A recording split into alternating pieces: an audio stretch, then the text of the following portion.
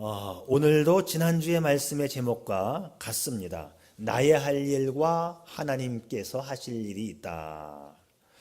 하나님께서 천사들에게 긴급 회의 명령을 내리셨어요. 회의의 의제는 뭐냐?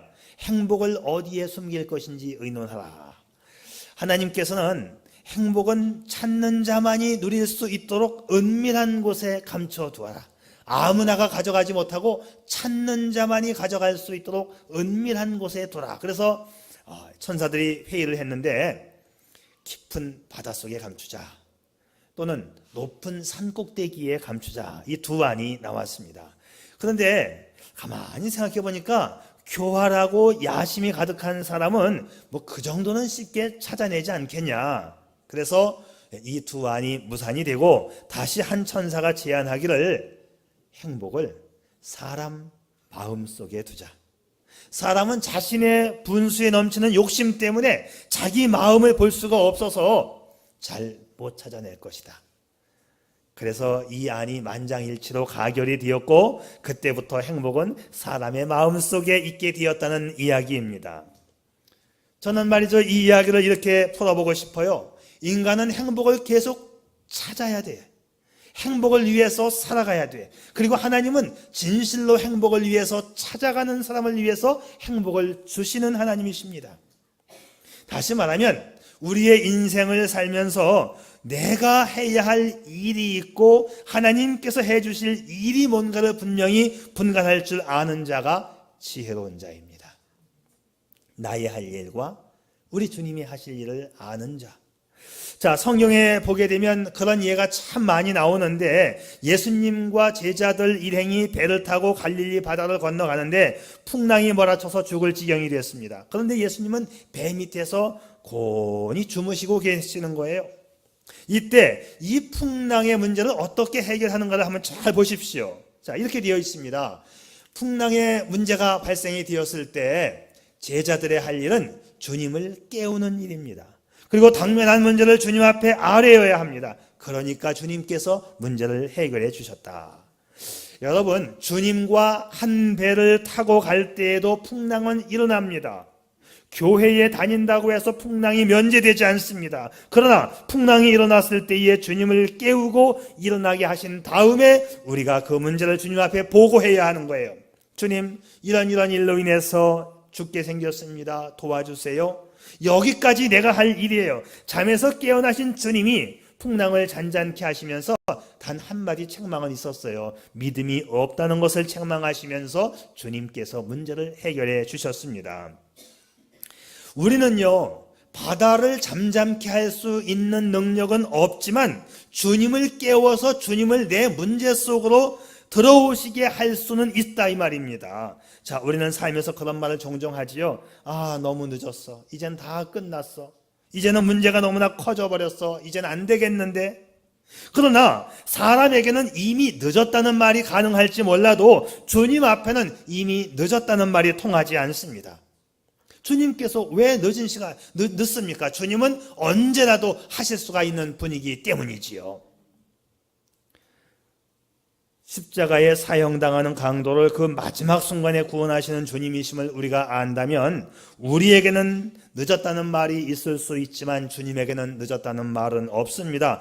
잠에서 깨어나신 주님은 사람이 할 수 없는 일을 능력으로 행하시고 바다를 잠잠케 하셨습니다. 다만 우리의 믿음 없음을 책망하셨습니다.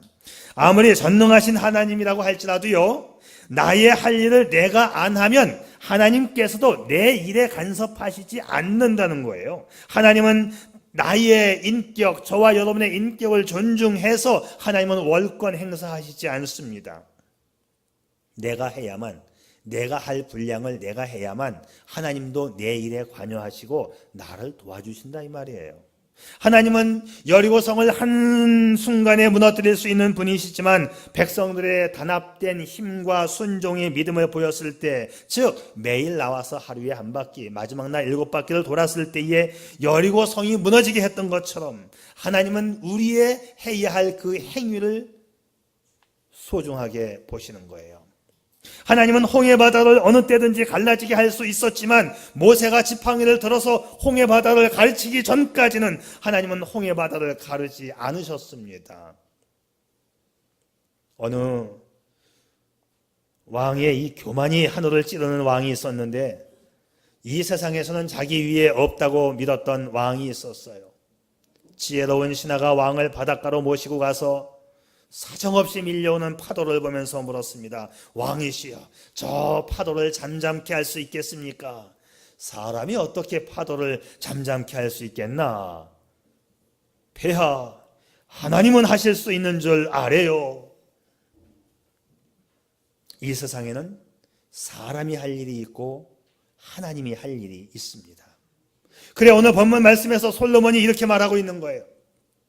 마음의 경영은 사람에게 있어도 말의 응답은 여호와께로서 나느니라. 너희 행사를 여호와께 맡기라. 그리하면 너희의 경영하는 것이 이루리라. 사람이 마음으로 자기의 길을 계획할지라도 그 걸음을 인도하시는 자는 여호와시니라.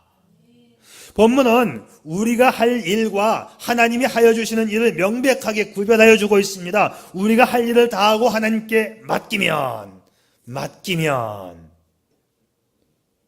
하나님은 기적을 주시는 분입니다.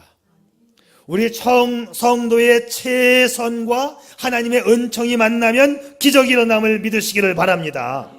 그런데 하나님 앞에 맡기는 방법 가운데 조건이 하나 있어요. 하나님께서 한 가지 조건을 제시하시는데 그 조건을 충족시키면서 하나님 앞에 맡겨야 합니다. 그 조건이 뭐냐? 오늘 7절 말씀에 보면 여호와를 기쁘시게 하는 것.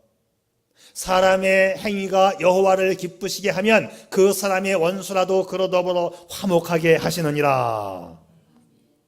하나님의 마음을 얻는 방법은 하나님을 기쁘게 해드리는 것입니다.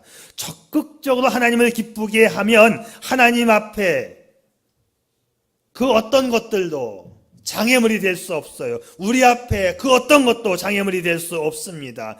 우리가 하나님을 기쁘게 해드리면 나를 가로막는 원수까지라도 변화시켜서 환경과 여건을 바꿔주시는 이 하나님을 믿을 수 있기를 바랍니다. 그런데 우리 인간들은 참 안타깝게도 누구나 이 본능적으로 자신을 기쁘게 하려고 해요. 자기중심적으로 살려고 합니다. 이게 문제예요.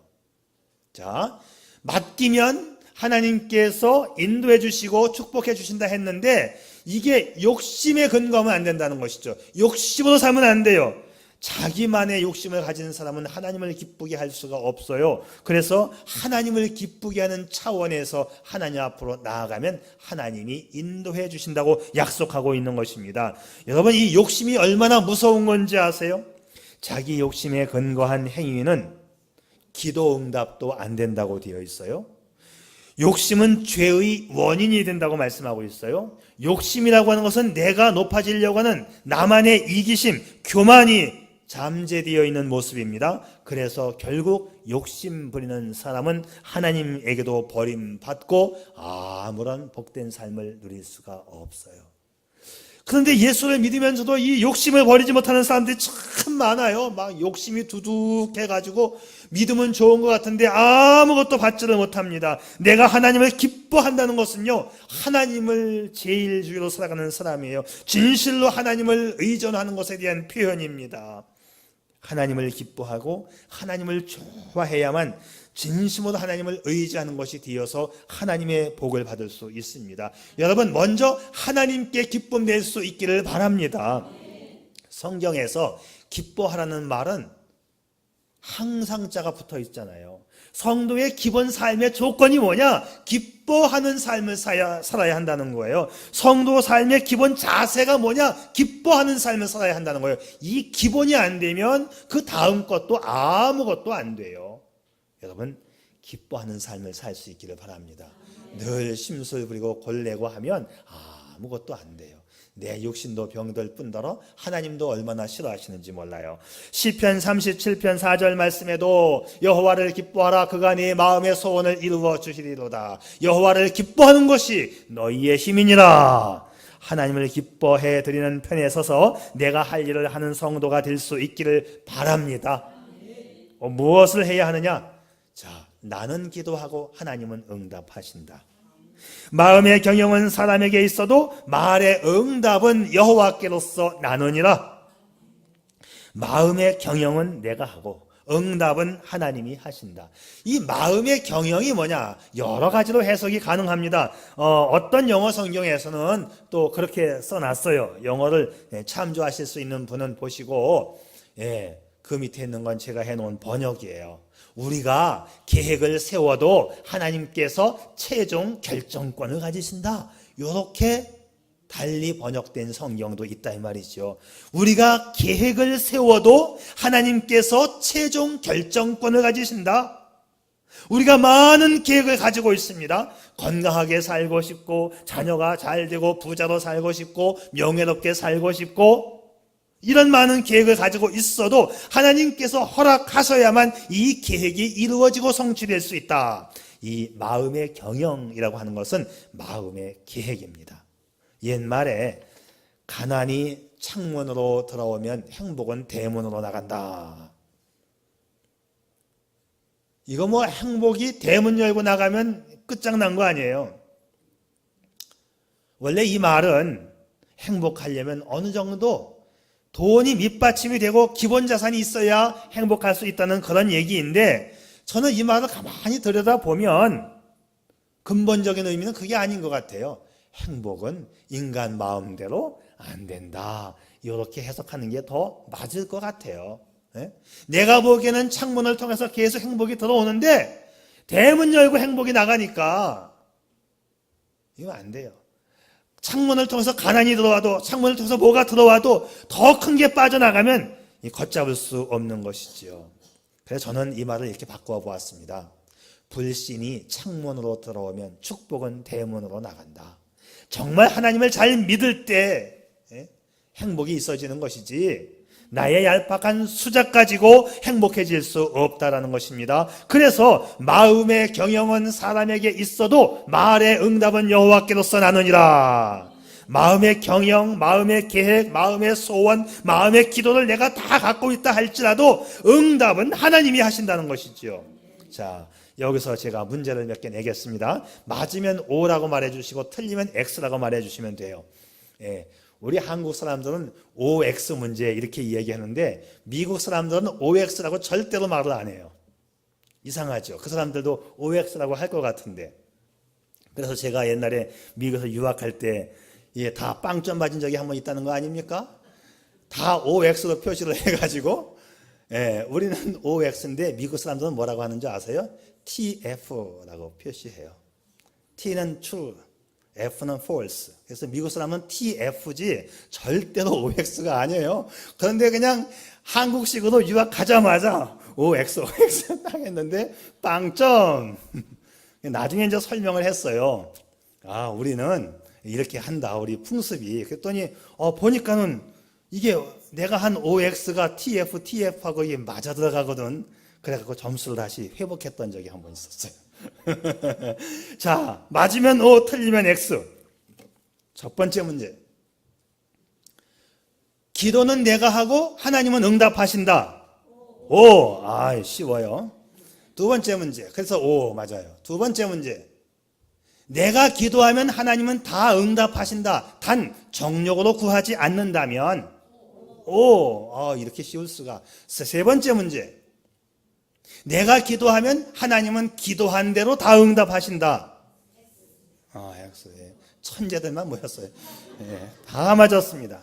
하나님은요, 내가 기도한 대로 다 응답하시지 않습니다. 나한테 필요 없는 것, 내가 잘못 구한 것, 기도 응답이 오히려 나한테 해가 되는 것은 하나님이 알아서 응답하시지 않는다는 것이죠.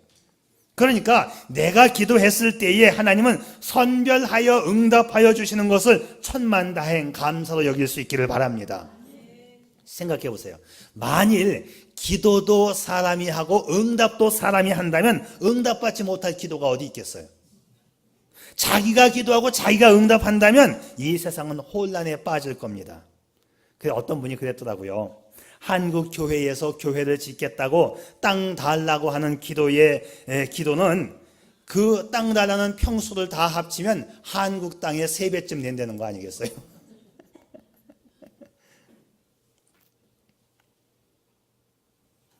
이 세상에 죽을 사람 한 명도 없겠죠? 병원 갈 사람 한 명도 없겠죠? 장례식장하고 상조회사는 망할 겁니다. 모든 기도가 다 응답된다면 가난한 사람 한 명도 없고 지금쯤 다 대통령 되었을 것이고 지금 예배 드리지 않고 아마 다 달나라에 구경 갔을 거예요. 어떤 사람이 자기가 만지는 것마다 모두 금으로 변하게 해달라고 하나님 앞에 기도했어요. 하나님이 기도를 응답해 주셨습니다. 그래서 그냥 금방금방 부자가 되는 것 같아요. 만지는 것마다 금이 되는 거예요. 그래서 집으로 돌아와 갖고 기분이 좋아서 아내를 껴안았더니 아내가 금으로 변했어요. 밥을 먹으려고 숟가락을 딱 잡으니까 수저가 금수저가 됐어요. 이 집에는 온통 진짜 금수저 집안이에요. 배가 고파서 밥을 먹으려고 숟갈을 한 숟갈 떴더니 밥이 금으로 변합니다. 물을 마시려고 하니까 물이 금으로 변해요. 자려고 누웠더니 이부자리가 금으로 변합니다.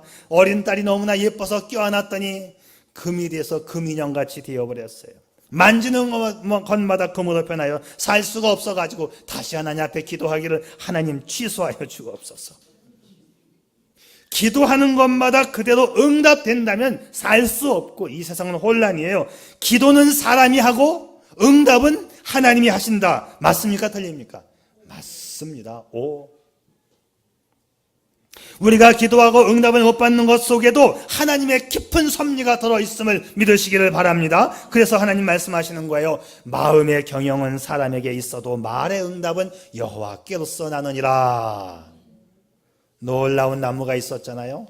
그 나무 아래에서 무엇이든지 원하는 것을 생각하면 그대로 이루어진다고 하는 이상한 나무가 있었어요. 어느 날 한 남자가 길을 지나가다가 우연히 그 나무 아래에서 쉬게 되었어요. 배가 고프다, 배가 꼬르륵 소리가 나는구나 하고 중얼거리니까 불고기 밥상이 차려지는 거예요. 놀라워서 이 불고기를 맛있게 먹었습니다. 피곤하고 이제 배가 부르니까 잠이 솔솔 오기를 시작했어요. 좋은 침대가 있었으면 좋겠다 하는 순간 놀랍게도 별이 5개 장수 침대가 나타나는 거예요.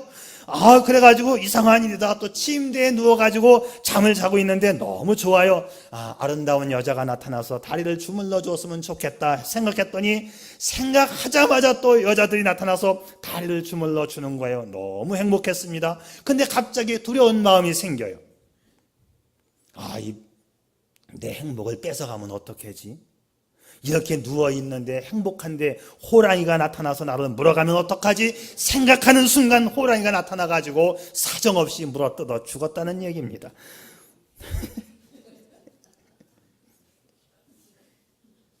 기도하는 대로 응답되는 경우도 있지만 안 되는 경우도 하나님이 어련히 알아서 응답 안 주시는 줄 믿으시기를 바랍니다. 기도는 우리가 하는 것이고 응답은 하나님이 하여 주신다. 그런데 기도 응답되는 것을 가만히 보면 즉각 응답되는 경우도 있어요. 엘리야처럼 기도하자마자 불이 떨어지는 경우도 있어요. 다니엘처럼 기도하자마자 하나님의 천사가 즉각 행동 계시에 들어가는 경우도 있습니다. 그런데 종종 더디게 응답되는 경우도 있어요. 어떤 경우는 3년, 4년, 5년, 10년을 기도했는데 뒤늦게 되는 경우도 있지요. 마르다와 마리아가 오빠 나사로가 병들어 죽게 되었으니 예수님 빨리 오셔서 고쳐주세요 하니까 예수님이 그 소식을 듣고 이틀을 더 늘정을 부립니다. 그래서 죽었어요. 장사 지냈는데 또 4일이 지났어요. 이제는 시체가 썩어 송장이 다 썩어 문드러지고 있는데 예수님이 다 죽어서 장사 지낸 다음에 오셨습니다. 그런데 예수님이 왜 늦게 오셨는지 성경이 이렇게 말을 해주고 있습니다. 곧 아버지께서 나를 보내신 것을 저희로 믿게 하려 합니다. 죽어서 송장이 되고 장사 지낸 것에 대해서 아버지께서 나를 보내신 것을 너희들로 하여금 믿게 하기 위해서 내가 이렇게 늦게 왔다는 거예요. 나사로가 죽은 후에 오셔서 주님은 그 나사로를 살려내시면서 죽은 자가 다시 살아난다고 하는 이 부활의 위대한 교리를 설명하십니다. 이것이 주님의 뜻이에요. 그러므로 기도는 우리가 하고 응답은 하나님께서 하시는데 응답의 때도 응답의 목적도 응답의 분량도 하나님께서 알아서 해주시는 것입니다. 이것이 믿음의 원리예요. 만유 인력을 발견한 뉴턴은 하나님의 위대한 사람이었습니다. 믿음이 참 좋았던 과학자이지요. 그는 늘 이렇게 고백합니다. 나는 과학자로서 늘 망원경을 가지고 하늘을 봅니다. 별을 관찰합니다. 그리고 동시에 골방에 들어가서 천지를 지으신 하나님께 무릎 꿇고 기도합니다. 그러면 세상의 망원경으로 볼 수 없었던 하늘의 영광을 보게 됩니다. 기도는 보이지 않는 세계를 보게 하는 영혼의 망원경입니다. 기도는 내가 할 일이에요. 하나님은 가장 적당한 때에 가장 적당한 방법으로 우리에게 응답하시는 줄 믿으시기를 바랍니다. 두 번째는 나는 맡기고 하나님은 이루신다는 이야기죠. 너의 행사를 여호와께 맡기라. 그리하면 너의 경영하는 것이 이루리라. 여호와께 맡겨야 여호와의 인도하심을 받을 수 있습니다. 인생 문제를 내가 해결하려고 하면 되지도 않고 힘만 더 들고 더 꼬이는 것입니다. 해결의 기미가 창문으로 들어오는 것 같은데 손해가 대문으로 나가는 거예요. 아무리 믿음의 길과 방법을 알려주어도 나는 내 방식으로 믿겠다는 사람들이 있어요. 내 방식으로 예수 믿으면 참 편안합니다. 그렇잖아요. 오늘 교회 청소 있는데 좀 나오세요 하면 미쳤냐 내가 거기 나가게. 오늘 연말에는 이제 모여서 송구영신 예배 드립니다. 미쳤냐 잠자게 11시에 12시에 교회 가게. 내 방식으로 믿으면 참 편합니다. 세상 좋아요. 그러나 시간이 지나면서 신앙생활에 재미가 없어지고 활력이 없어지고 신앙생활이 꼬여만 가고 기도 응답도 안 됩니다. 신앙생활은 요령껏 하는 것이 아니라 신앙생활은 말씀껏 하는 것임을 믿으시기를 바랍니다. 내가 할 일은 내가 하나님 앞에 나와서 하나님 앞에 맡기는 거예요. 그러면 하나님께서 이 일을 시작하십니다. 그때부터 하나님의 인도하심을 받게 되는 것입니다. 처음에는 일이 더디고 불편한 것처럼 느껴졌는데 나중은 편하고 잘 되고 창대하게 되는 것이지요. 이것이 신앙의 원리입니다. 여러분, 내가 하려는 마음은 조금도 갖지 않기를 바랍니다. 여기 맡기라고 되어 있잖아요. 여호와께 맡겨라. 이 맡겨라가 히브리 말의 꼬르인데 꼬르 무슨 뜻이냐? 굴려버려라, 던져버려라 그런 뜻이에요. 언덕 위에 올라가서 큰 돌멩이를 굴리면 돌멩이가 굴러가서 자기 자력으로는 그 돌멩이가 다시 거꾸로 올라오지는 못해요. 자, 여기서 맡겨버려라는 뭐냐면 아예 던져버려라, 아예 그냥 굴려버려서 내 손에서 떠나가게 하라 그런 뜻이에요. 무슨 말이냐? 하나님에게 완전히 맡겨버리고 완전히 의뢰하고 완전히 의탁하라. 내 모든 일의 시작과 그 결과까지 하나님 앞에 다 맡기라는 말씀이에요. 모든 것을 하나님께 맡기면 하나님이 알아서 경영을 이루어주신다고 약속하십니다. 우리의 최선의 맡김과 하나님의 은총이 만나면 기적이 일어납니다. 자, 이 말씀은 참 위대한 말씀이에요. 인간이 할 일은 믿음의 최선이고 하나님이 하실 일은 은총을 주시는 겁니다. 그래서 솔로몬이 말해요. 너의 행사를 여호와께 맡기라. 그리하면 너의 경영하는 것이 이루리라. 결국 신앙생활은 내가 하는 게 아닙니다. 하나님께 맡기고 의탁함으로 진행되어지고 이루어지는 것이 신앙생활이에요. 성경에 맡기라는 말이 참 많이 나와요. 맡기라. 우리 아까 찬송 부른 것처럼 근심 걱정 말아라. 주님 너를 지켜주시리. 네, 쓸 것도 하시고 구하는 것도 하시고 그렇습니다. 오늘 3절 말씀에도 너의 행사를 여호와께 맡기라. 맡겨라. 너의 염려를 다 주께 맡겨라. 너의 길을 여호와께 맡기라. 네 짐도 여호와께 맡겨라. 근데 우리말의 표현의 그 의미로는 맡겨라 그러면 이렇게 보관해 두었다가 나중에 다시 찾아오는 것으로 인식이 되어져요. 그런데 아까 제가 말한 대로 맡기라는 말은 높은 데 올라가서 던져버린다, 굴려버린다는 뜻이에요. 아예 다시 찾을 생각하는 그런 게 아니고 아예 내 모든 염려, 근심, 걱정을 하나님 앞에 굴려버린 거예요. 하나님께 던져버렸기 때문에 그 다음부터 염려와 근심은 하나님께 되는 거예요. 그런 식의 단어입니다. 이게 맡겨라입니다. 그러면 하나님께 떠넘겨 버리면 그때 하나님께서 책임져 주시고 이루어 주시는 거예요. 내 모든 행사, 계획, 준비, 소원, 기도까지 맡길 수 있기를 바랍니다. 맡기는 행위만이 하나님의 인도를 경험할 수 있는 근거가 되는 것이에요. 자, 왜 맡겨야 하느냐? 맡길 만한 이유와 근거가 뭐냐? 주님만이 완벽하게 이루신 분이기 때문입니다. 이 세상의 모든 것을 다 이룬 사람 아무도 없어요. 석가도, 공자도, 김일성도, 김정은이도, 트럼프도 다 못합니다. 못해요. 그런데 예수님은 십자가상에서 그렇게 말씀하셨죠. 내가 다 이루었다. 헬라 말로는 테텔레스타이, 내가 너의 죄의 짐을 다 청산하였다. 부채를 탕감해 주었다. 너는 자유인이다. 테텔레스타이, 다 이루었다. 그래서 우리는 주님 앞에 맡기는 것입니다. 주님만이 완벽하게 나를 인도하시기 때문이에요. 완벽하게 인도하십니다. 완벽하게 인도. 아무리 철저하게 계획을 세워도 항상 일이 잘 안 되는 경우가 있죠. 항상 조그만 것 때문에 문제가 터지는 경우도 있습니다. 내 인생길을 하나님이 인도하신다면 얼마나 정확한 인도가 되겠습니까?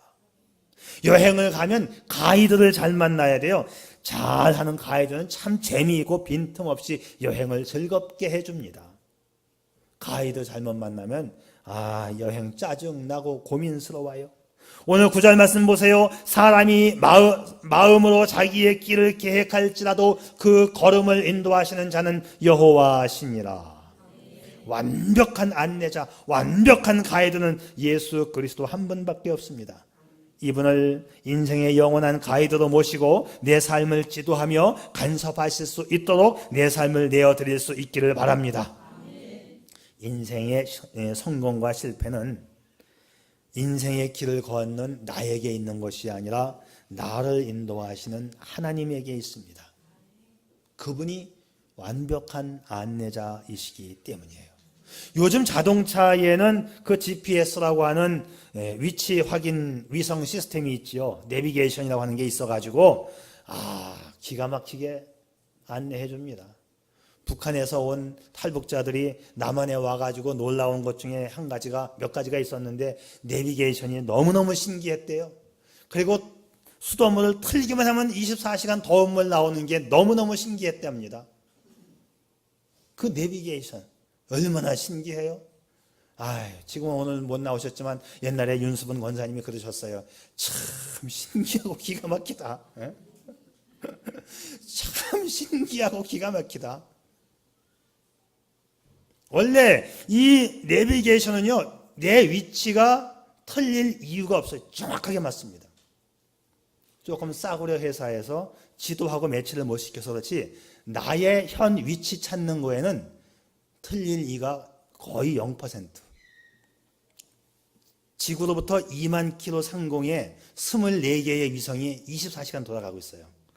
이 위성을 전 세계가 공유해서 쓰고 있는 거예요. 원래 미국이 만든 건데요.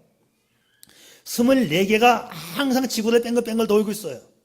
그 중에서 4개를 선정해요. 내가 가장 가까운 위치에 있는 거 4개. 그 4개의 위치가 하나의 위치만 잡아도 정확한데 4개의 위성이 위치를 잡기 때문에 틀릴 이유가 거의 없어요. 거의. 4개의 위성하고 나하고 교신을 하면서 너가 지금 대한민국 땅 위도 어디에 있다는 것을 정확하게 탁탁 찍어주기 때문에 틀릴 이유는 0%입니다. 회사가 기계를 잘못 만들었거나 북한에서 가끔씩 위성 전파 방해를 놓거나 할 때에 약간 오차가 생기고 오작동이 나는데 정상 작동에서는 내 위치가 틀릴 이유가 적어도 하나도 없습니다. 정확합니다. 우리 인생에도 GPS가 있는 것처럼 우리 인생에 가장 완벽한 GPS는 바로 주님이심을 믿으시기를 바랍니다. 하나님께서 우리의 앞길을 정확히 보시면서 우리의 갈 길을 인도해 주십니다. 하나님의 안내를 받으며 사는 사람이 가장 지혜로운 사람이에요. 여러분의 하는 일과 여러분의 가는 길과 인생길을 하나님 앞에 맡기고 기도하십시오. 그리고 안내를 받으시기 바랍니다. 반드시 복된 길이 펼쳐질 것입니다. 이것이 하나님과 함께 살아가는 인생길입니다. 마지막으로 이런 얘기 하나 드리고 마치겠어요. 어느 목사님이 폐결핵에 걸렸습니다. 옛날에는 참 결핵 환자가 많았어요. 죽은 사람도 많고 산 사람도 많습니다. 저도 엑스레이를 찍어보니까 폐결핵을 앓고 지나갔더라고요. 자동으로 나왔어요. 나도 모르는 사이에. 그래서 저는 폐 한쪽이 이렇게 떨어져 나간 상태로 늘 사진에 찍혀 나와요. 이 목사님은 폐결핵 3기 말이라고 하는 진단이 나왔어요. 그는 입으로 피를 토하면서 요양원에서 이제 죽음의 병동으로 옮겨졌고 시한부 인생을 살아가고 있었습니다. 침대에서 죽을 날을 기다리고 있는데 어느 날 이 병실 안으로 나비 한 마리가 날라 들어왔어요. 그리고 이 나비가 밖으로 나가고 싶어서 나가려고 하는데 창문에 부딪혀서 못 나가는 거예요. 창문을 보니까 뚫린 것 같지만 자꾸 벽이 있어 못 나가고, 나비가 나가고 싶은데 못 나가고 이 죽어가는 목사님이 그 나비를 불쌍하게 여겨서 내가 저 나비를 잡아서 밖으로 나가게 해줘야지 하고 혼신의 힘을 들여서 일어나서 나비를 잡으려고 하니까 나비가 또 다시 옆으로 날아가는 거예요. 쫓아가서 잡으려고 하면 또 날아가는 거예요.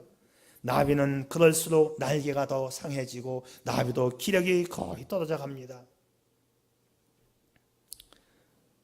나비를 잡아서 해방시켜 주려고 나비를 잡으려고 했는데 나비를 못 잡고 나비는 계속 도망치고, 나비는 자기를 살려주려고 하는 목사님의 계획을 모르고 계속 도망을 칩니다. 그때 목사님이 이렇게 침대 위에 앉아서 중얼거립니다. 저 모습이 내 모습이다. 하나님께서 나를 향하여 계획을 가지고 계시는데 나는 계속 도망을 가고 있다. 여러분, 이게 우리의 모습이 아닌가요? 하나님 앞에 맡겨야 되는데 내 자아가 살았어요. 내 욕심이 살았어요. 자꾸 내가 하려고 해요. 하나님 앞에 맡기면 되는데. 모두를 맡기십시오. 주님이 이루어 줄 것입니다. 나는 기도하고 주님은 응답하십니다. 나는 맡기고 주님은 이루어 주십니다. 주님께 맡기고 기도하여 응답받고 안내받는 행복한 인생 되시기를 축복합니다. 기도하겠어요.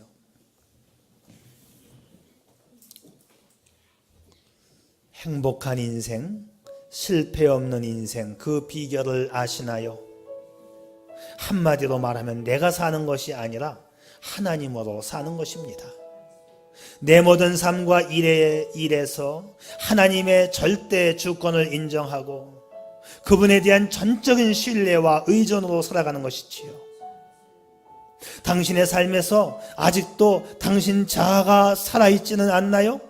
당신의 고집이 있고 당신의 욕심이 있고 당신의 이기심이 있다면 그것이 곧 교만입니다. 이런 것들은 기도 응답에서 멀어지게 하고 하나님에게서도 멀어지게 합니다. 자, 이제 우선 하나님의 절대 주권을 인정하시기 바랍니다. 욕심도 이기심도 교만도 철저하게 제거해야 합니다. 오직 하나님만이 나타나야 합니다. 그 하나님께 맡기고 기도하여 인도받는 행복한 인생이기를, 행복한 한 해가 될 수 있기를 축복합니다. 아버지 하나님, 내 인생의 절대 주권을 하나님께 맡기고 온전히 하나님을 믿고 의지하고 신뢰하며 살게 해 주옵소서. 그래 내 모든 삶에 있어서 하나님이 나타나고 인도하게 하여 주옵소서. 그러므로 올 한 해가 복된 한 해가 되게 해 주시기를 간절히 빌고 원하며 예수님 이름으로 기도 올리옵나이다. 아멘.